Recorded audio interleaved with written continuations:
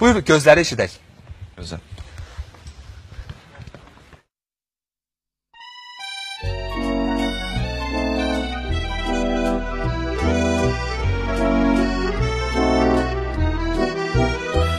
Her şey belki de unudaram ben. Gözlerin çıkmır fikrimden. Gülümser gözlerin, senin gözlerin, senin gözlerin, gözlerin. Bir cüt ulduz gibi onlar yanardı, gözlerim gözümle ışıklanardı. Onlar başkasına bakırlar indi, o gözler, o gözler, o gözler, o gözler. İndi kimindi? O gözler, o gözler, o gözler, o gözler. İndi kimindi?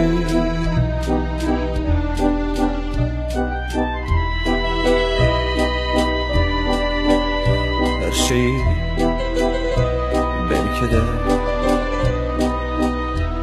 unudaram ben.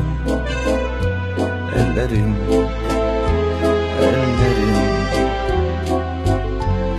çıkmır fikrimden.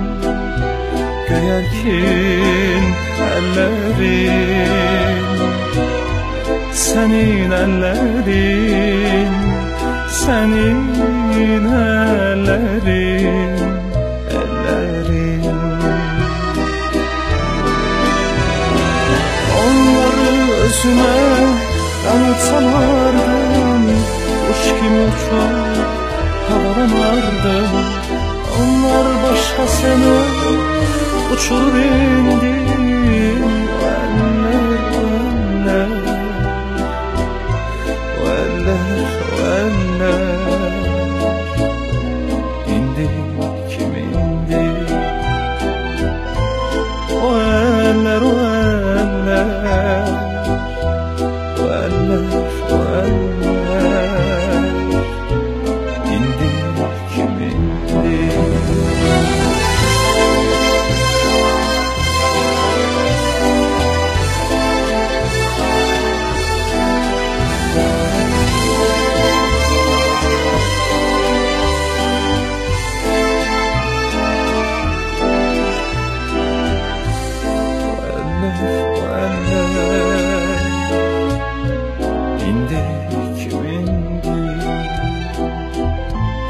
O gözler, o gözler, o gözler, o gözler. İndi kim indi? İndi kim indi? İndi kim indi?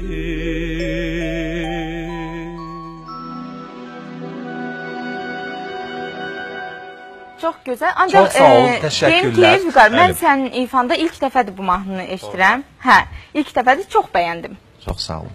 Görürsə, telefon xətində olan Səhər xanım necə, bəyənirmi? Sabahınız xeyir olsun. Səhər xanım, səhəriniz xeyir.